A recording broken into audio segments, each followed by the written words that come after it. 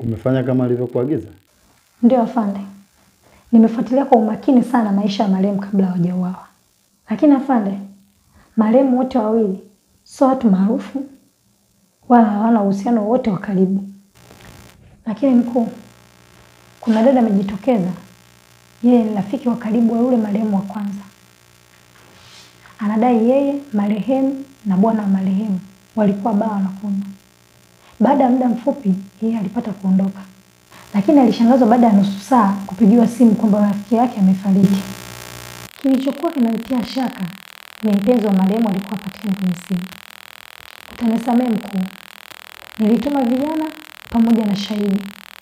Wamemkamata mtuhumiwa kwa sasa yuko chumba cha mahojiano. Nzuri sana. Hiyo ndo maana halisi ya kulinda raia na mali zao. Umefanya kazi nzuri. Sasa endelea kufanya upelelezi, lakini pia weka vijana wengi katika kesi hii. Sawa sawa? Utanipangia mafaili yangu.